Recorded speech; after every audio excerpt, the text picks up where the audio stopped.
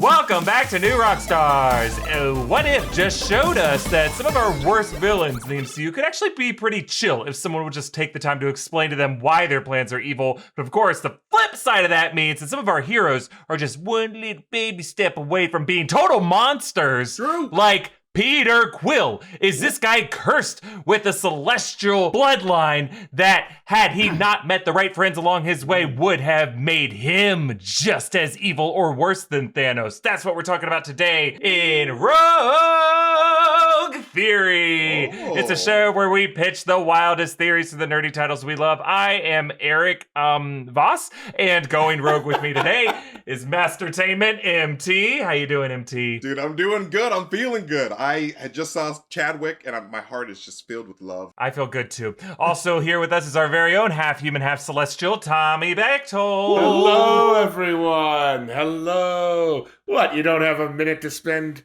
on your dear old dad? I don't remember him winking. You added the wink. His eyes glow. I'd be so concerned if I was Peter. I'd be like, who are you? Don't wink at me, sir. Then we have the perfect lady to lead a heist with this crew of misfits, Jess Clemons. Hi, hello. Did you forget your last name, Erik? Huh? At the beginning, you said Erik. Oh, no. What? Hey, his brain is fried, all right? He's been thinking of theories all day. Leave him alone. He's a Okay, Skrull. I'm sorry. He's a Skrull. Oh, God. He's a I'm Skrull. sorry. He failed the test. Well, let's talk about this. What if episode 2, What If T'Challa Became a Star-Lord, explores the classic nature versus nurture debate, suggesting that T'Challa could positively impact the morality of characters like Thanos and Yondu, Nebula, and more, completely changing their trajectory just by being friends with them. But on the flip side, the final scene suggests that Peter Quill, had he not met the Ravagers or the Guardians, would have met his biological father, Ego, first, and might have been more corruptible via his genealogical link. Do we think Peter Quill could be cursed with the blood of a power-hungry Celestial? And now, in the live-action MCU, with Gamora not really in his life at the moment, is he destined to turn evil? Evil is his one and only name. I don't think he would turn evil. Sorry to jump in. No, I don't think he would turn evil because it's still Peter Quill. And I think still, so in the timeline that we have right now, right, his mother still passed away. So he still has that, like, that beacon of light in his life has gone away. And it was by his dad's hands in the film. So it's just like, I think he'd still have that he would be on board, and then he still wouldn't understand, like, corruption and evil when he sees it. And when his dad's trying to blow up the world and take over all the galaxies, I think he could still be like, I don't want to do this. This doesn't seem right. Mom wouldn't like this. And then he'd still inevitably figure out that his dad was the reason why his mom is dead. So I don't think he's going to be evil. But following, like, the new live action, what's going on between him and Gamora, I don't think that'd still make him turn evil. I don't know. The seeds are all there. Peter Quill is a liar. Peter Quill is a petulant child. He gets very jealous and he's competitive. Okay. He's willing to, do duplicitous things to get what he wants. Like, he's not exactly, a lawful good character to begin with. So I don't know. I feel like he is very corruptible. And we've seen seeds of it in the live action MCU movies the whole way. I mean, he basically ruined Spider-Man's chance to kill Thanos in Infinity War because of his own selfish anger and vengeance. So, he's a self-centered Would Spider-Man person. have been the one to do it in that case? In my Yes. They would have let the kid be like, kid, you have to do it. I would hope If you so. want to be part of this group, you gotta snap I don't his think neck. it was Right? a matter of let. Like I think a gang. Spider-Man... If you want to be part No, of this, you I gotta don't. kill him. Okay, all right, we're all having fun here, but this is serious for me. I couldn't even get that out. Tommy has a new setup, and he truly just has changed completely. This is all business, Tommy. I'm in an office now, so I'm all business Bechtold. This is a business novel. And business is a booming. And that just means I've clogged. That just means I've clogged all 3 toilets in the office. That's what no, Business is the pipes. No, I think in that situation when they were, I forget what the name of the planet they were on was, that was losing gravity. Titan. When they were on Titan, I think Spider-Man just had the power to kill him. If they had weakened Thanos, Spider-Man was the one that possessed the strength to actually kill a mad Titan. I don't necessarily think they would make him do it, but I think that any of those plans were interrupted by Peter Quill's complete lack of regard for teamwork and decision that only he was alone the person that needed to do it out of some sort of vengeance, even though every character at that point had a reason to want revenge against Thanos. So, but I think your reasoning is correct, and I think that's why he would not go with his dad's plans, because he's just like, not even his selfish nature, but if the selfish nature is just his emotions taking hold and taking control, his emotions of like, this isn't good, and I'm gonna do something like completely off brand, and I'm gonna stop my dad's plans. So I think you're still right, and I think I'm more right. Well, I love that about What's it. more important is that I'm more right. I'm more right. We are basing this on the Peter Quill we know right now over the past however many years we've known him, about 4 or 5 years. But like, Celestials live a long time. Thanos is an eternal. They live a long period of time. One changes over a couple hundred years, and who knows? Peter Quill never had a relationship with Gamora. I guess in this case, we're talking about Peter Quill at the end of Endgame did have friendship with these other people, did have the benefit of this. But while all of his other friends erode into skeletons over the millennia, don't you think that celestial gene is with him that entire time? Is it possible that could corrupt his mindset? I think that, I don't know, because like it is Peter Quill. Because like if you remember at the first scene in Guardians 1, when he's talking to his mom's like, hey, you got into a fight with the boys again, and you got a black eye because the boys were poking a frog with a stick. Like, you're just a good kid. Like, you just really like defending life. And so like, or he wanted to put a firecracker in the frog. He's like, you didn't give me time. Yes. Fine, I'll do it myself. He just hated the WB frog so much. He's like, oh, welcome to the WB and this. Hello, my baby. Hello, my boom. I believe you guys are referring to Michigan J. Frog, and that man is an icon. Tommy, I'm gonna jump through this screen and choke you out if you continue. But it's gonna be hard to do America's high five after you've burned your hand with a firecracker. But no, like legit, I feel like Peter as a person is just a really good kid, and he likes to defend life or things that are being picked on, which is, I feel like, why he punched Thanos after after Thanos killed Gamora, because he was like, yo, like, obviously they were like romantically involved, but like he's just like, it's just who he is. It's like, yo, you are obviously bigger than Gamora, and you just killed her. You were her father, and she trusted you, and you just killed her. And so like, I feel like Peter's just a really good person, and I just feel like that goodness. Oh, you can believe that, MT, but it's also just as believable that he just views Gamora as his mommy. And this is true. Like in that moment, he reached out to her. He briefly saw her as his mother on her deathbed, reaching out to him. And that love has a total Oedipus connection to it. Like, we can, you make your case, I'll make my case. Look, I agree. I think Peter Quill's ultimately a good guy. But we gotta talk about this, because Uatu said this looks like it's going to be the end of the world now that Ego and Quill are together. Now, is he saying that he just wouldn't have had the Guardians to like rescue him from that moment of Guardians Volume 2? Or that Peter, without these relationships, would have chosen to just forgive his papa for giving Meredith Quill cancer and said, this is all I have now? And who even knows if he's going to know that? You know what I mean? Like, will Ego Ego could lie to him, and there's not there's no fallback. He's going to want a connection with somebody or something. So, if your father comes into your life out of nowhere when you're 17 years old, or however old he's supposed to be in the What If episode, like, I'm sure that Ego has a long time to lie to him and, like, kind of basically gaslight him into believing whatever he says, and maybe even understanding, in quotes, why he did what he did. So, I don't know. I'm telling you, I think Peter Quill is going to be Peter Kill. Peter Kill.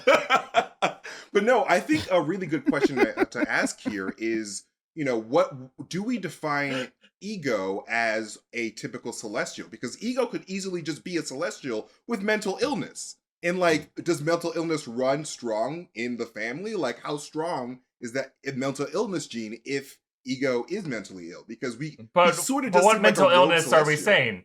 Is narcissism a mental illness? I mean, like, I just feel like he's just like a sociopath. Like, he just uses women, he impregnates them, and then he's just like, whatever, they're just my tools, they're my pets, like Omni-Man, you know? So it's just like, what if that gene, like, what if Peter could have a mental illness? I don't know, I'm just spitball, I'm going rogue Well, here. sociopathy isn't It's not a mental hereditary, but illness. psychopathy is. Psychopathy, they believe could be But I think inherited. he is more of he's just a narcissist than anything. Because Ego, I don't know. Yeah, I think he's more of a narcissist than he is like a psychopath. I think he's just like, I gotta do this. Like, this is for me. Like, I need to do this. And so I don't think that would be, but going back to the original statement, sorry. Peter Quill, I can't get over that. Peter, it's not to say that it is like still at the end of the. Shut the hell up, Tommy. We need to make like a bunch of like movie covers of Star-Lord. just this. Peter Quill, Star-Lord. I think that it's still a Disney franchise, and going forward, it's like he's still like the heart of everything, and he's still not the heart of everything, but he's still just a good boy.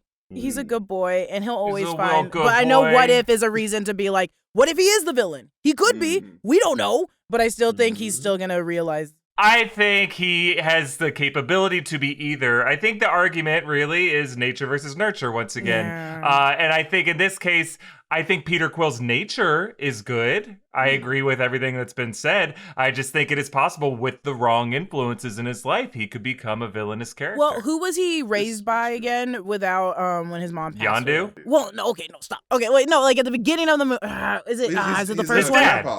It's his Or grandpa. his grandpa. His Yeah. grandpa. His So dad if is his Ego. grandpa's raising him until he's 17 when or whatever, how old he is working at the DQ and what if, that's old enough to be at the age where it's like, if he was nurtured, I still think he still have that nurturing being inside of him. It wouldn't be like chaotic, but that is also assuming that his grandpa was a nice person. I mean, his but we don't know. raised Yeah, we Meredith, don't know. and We don't know Meredith that is pretty guy. nice. This is true. Yeah. This is true. We don't know. Father's gonna be pretty terrible. What if?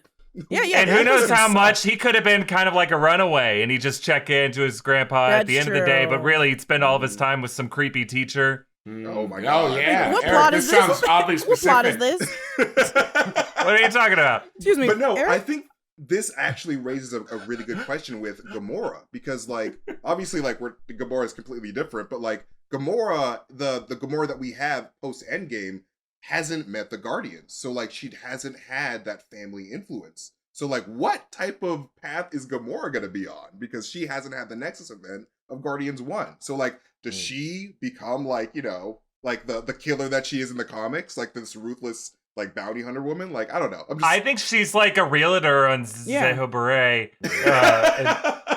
She Look at all flips this real houses. estate. Yeah. Look at all this real estate. Well, whatever she is, I hope we get some Gamora of it. Oh my God, Tommy. You're fired. You're fired. Get out of that office. I don't have the Unclog power to the fire toilet. Tommy. So proud of you. I'm gonna go make some delicious Quaker oats. Quaker oats. Oh. For 150 years, they've been making oats that you can be proud of. Tommy, I'm taking away 2 rogues from you. Oh, You're no. negative 2 rogues. We're taking away the past rogue bucks that you've gotten. No, please. I'll be good. I'll be good. I'll be good. I'll be good. Well, you'll have a chance to be good, but I'll give you back 2 points for agreeing with my proposal that Peter Quill could be evil. So you're back at Yes. 0.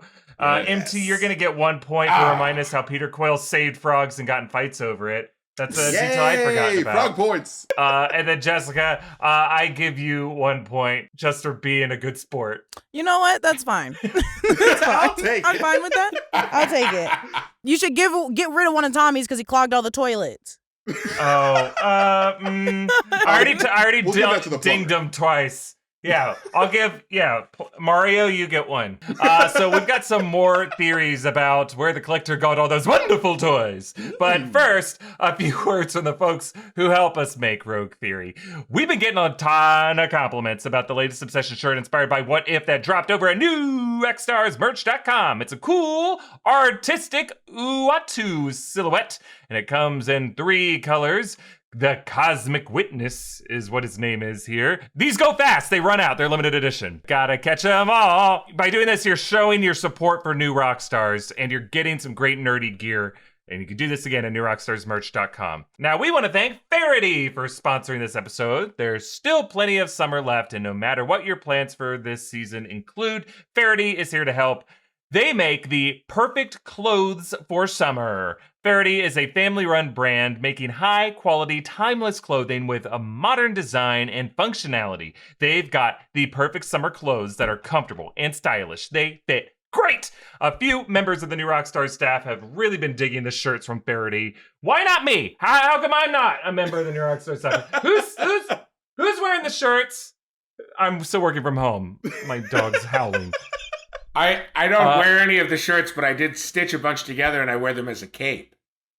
Ooh. I saw that the other day. Very nice. Very majestic. Let's see. Off-screen producer Zach thinks their plaid shirts make him look more competent in the office. Off-screen producer wants to do some lounging in one of their linen Laguna shirts. Faraday is so confident in the quality of their stuff, they have a lifetime guarantee of quality. They'll replace or fix your clothes forever, no matter what. And to top it all off, Faraday is giving the Rogue Theory audience 20% off. Head to FaradayBrand.com and use code ROGUE at checkout to snag 20% off all your summer gear. That's code ROGUE at Faraday, FAHERTY, brand.com for 20% off. We also want to thank Decked.com for sponsoring this episode. One of the true joys of truck ownership is the amount of stuff you can haul around with you at any given time. It makes you want to go to Home Depot and buy a bunch of stuff just because you can. The problem comes in when all that stuff you're hauling is rolling around or out in the elements. That's why you gotta get the Decked drawer system for your truck. Decked makes organizing, accessing, protecting, and securing everything you need so much easier. Each of Decked's true full bed length drawers can carry up to 200 pounds of whatever you got. The drawers roll out waist high, giving you easy access for your stuff. These drawers are weatherproof, protecting your stuff from the elements. Because of the way the system sits in your truck, if your tailgate is locked, you can't open the drawers and all your stuff is secure. The Decked drawer system is 100% made in the USA and backed by a 3-year no-hassle warranty with a second-to-none customer service team ready to answer all your questions. Get your Decked drawer system and quit letting your Home Depot haul rattle around by going to Decked.com/rogue where you'll get free shipping. That's Decked.com/rogue for free shipping on your Decked drawer system. Decked.com/rogue. And we also want to thank Upstart for sponsoring this episode. If you're carrying a credit card balance month after month, it can feel like you're in a never-ending cycle of debt. Like when Lady Sif kept kneeing Loki in the groin in a time loop. Upstart can help you make that final payment so you can get ahead. Upstart is a fast and easy way to pay off your debt with a personal loan all online. Whether it's paying off credit cards, consolidating high-interest debt, or funding personal expenses, over 500,000 people have used Upstart to get one fixed monthly payment. Upstart knows you are more than just your credit score and is expanding access to affordable credit. Unlike other lenders, Upstart considers your income and current employment to find you a smarter rate for your loan. With a 5-minute online rate check, you can see your rate up front for loans between $1,000 to $50,000. You can receive funds as fast as one business day after accepting your loan. Find out how Upstart can lower your monthly payments today when you go to upstart.com/rogue. That's upstart.com/rogue. Don't forget to use our URL to let them know that we sent you. Loan amounts will be determined based on your credit income and certain other information provided in your loan application. Go to upstart.com/rogue. All right, back to episode 2 of What If. How did the Collector get all of his shit? This episode is set in the year 2008. So at this point in the timeline, Captain America's shield should have been frozen with him in the ice. Right. Mjolnir would probably still be firmly in Thor's hands. And presumably Hela and Korg should still be alive, one would hope. Did Tavon kill all these people? Did someone worthy hang Mjolnir up in that rack for him? Or is he worthy?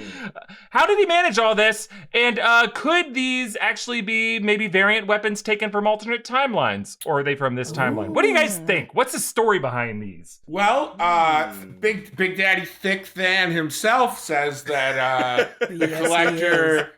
looking good in that shirt. Was that a Faraday shirt that he was wearing in that episode? Because that was, I think so. That fit him perfectly.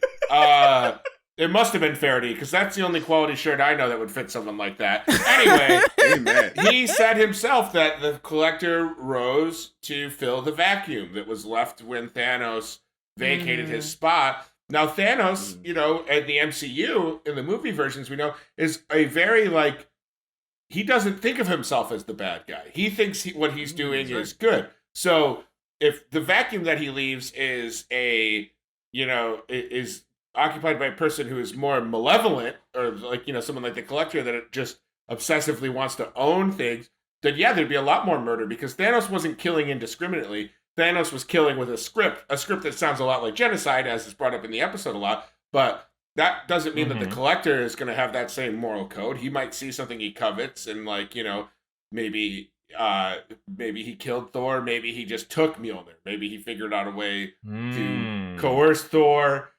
Maybe it was some sort of deal in which Hela was also killed, was the same transaction. Maybe he killed Hela and that got him Mjolnir. I don't know. I just mean, but we know that he employs basically Thanos' gang of, like, incredibly powerful henchmen and henchwomen. So it's like, yeah, he could just be going around killing and collecting, artifacts in the universe with way more of a murderous drive than Thanos ever had. Thanos was just like, thinking I'm the good guy restoring balance or whatever. So yeah, it stands to believe there's a lot more dead people now because of the Collector being in power. I like that theory a lot. I mean, I was thinking about these all independently. What an exhausting trip that must have been. But no, you're right. Had he just taken one of these things, the rest probably would have fallen like dominoes. Yeah. I completely, and I hate to say this, agree with Tommy. Baby, don't hate to say that. We're doing our best when we're harmonizing, sweetheart. Come on, sing with me. God, Agree.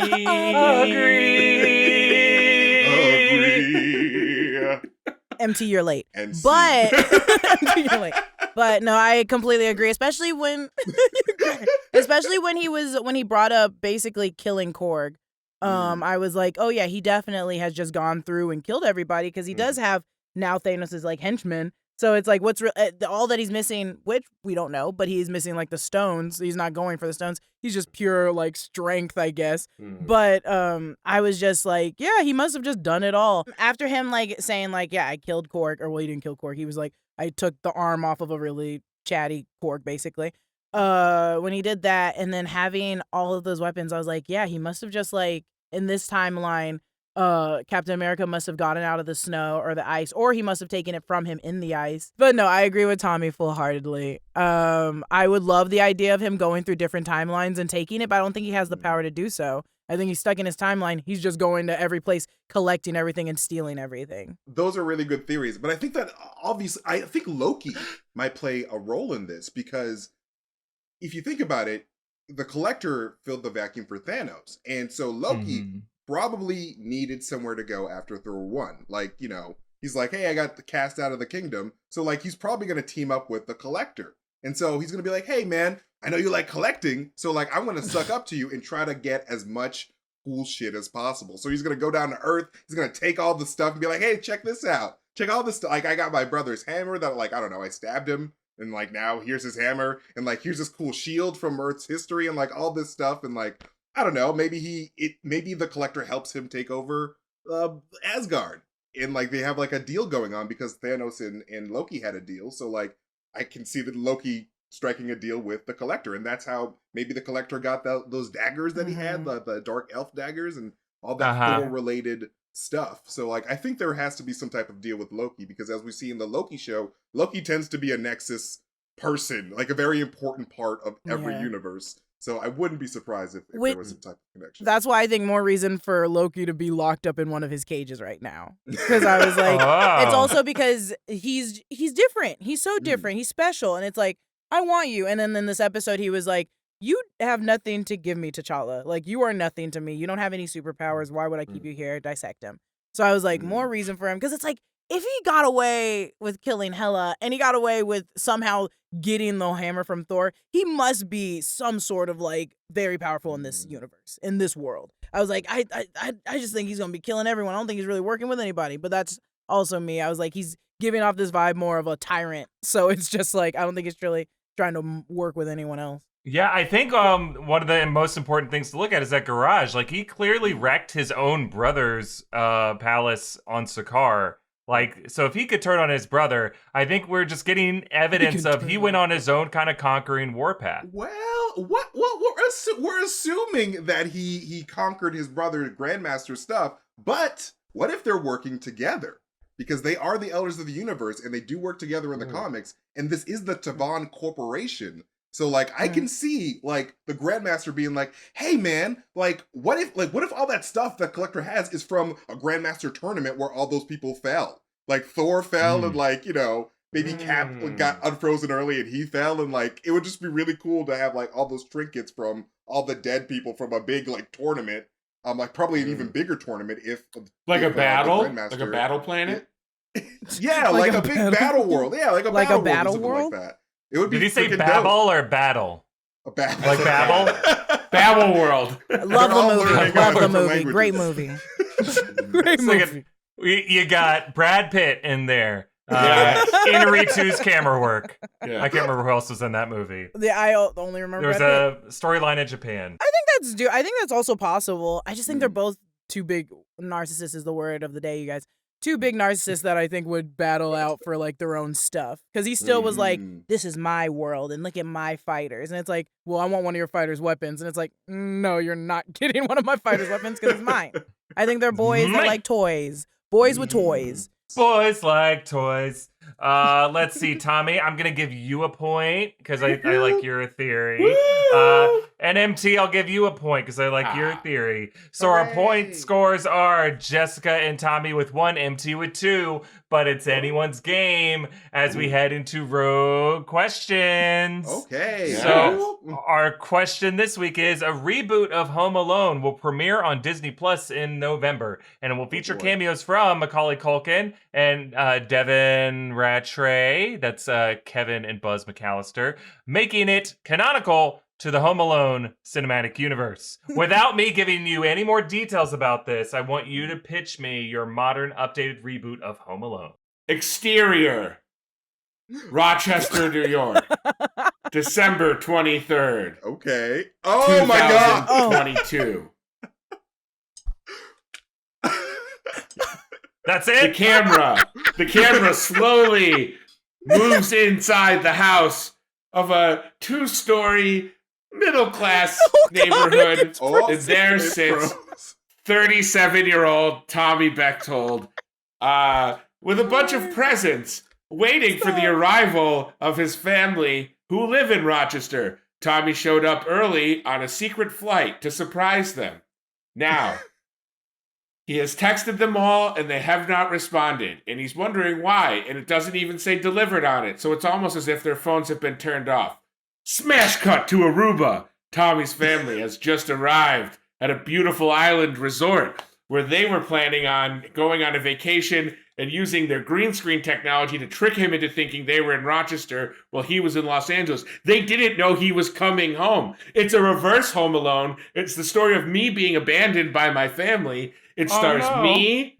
It stars that CGI YouTube star from Asia that got signed to CAA. That's not a real person. It's just an AI. It's also starring that French Instagram campaign against alcoholism that just featured that girl that they didn't tell everyone it was an anti-alcoholism campaign, but she was drinking in every post and she went viral as an influencer, but she wasn't a real person. It's the three of us and the voice of Police Academy 1 through 5's Michael Winslow, who's having a moment right now. He's doing all of the sound effects in the room. Michael Winslow is in the room with me.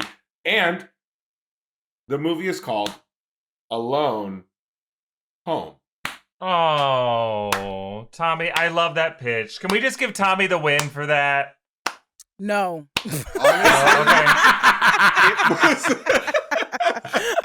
That was a beautiful. That's what you call real. Quantity over quality. If I was in a pitch room, I'd be like, okay, why are you giving me exteriors and interiors? Okay, I forgot a couple things. I have robot legs in this. Okay, my legs have been blown off in the Studio Wars.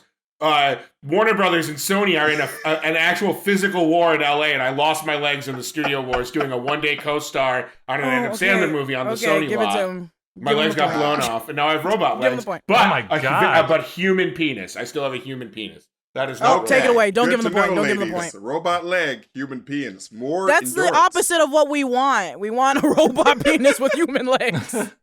But sometimes the Okay, legs all get right. tired. You know what? I'm a Madness. guy who can take a note. So reverse it. Robot hog, human God. stems. Okay, give him my point. He can have my We gotta point. cut all this out. I can't have this on the internet. It's fine. Oh my god. It's fine. All right, Give who's him my next? Okay, my Home Alone. Okay, it's a Christmas miracle. What is Home of America Christmas? Baseball. So we have a mix of angels in the outfield, Christmas Oh. angels, and then we have Home Alone, and we call it Home Run.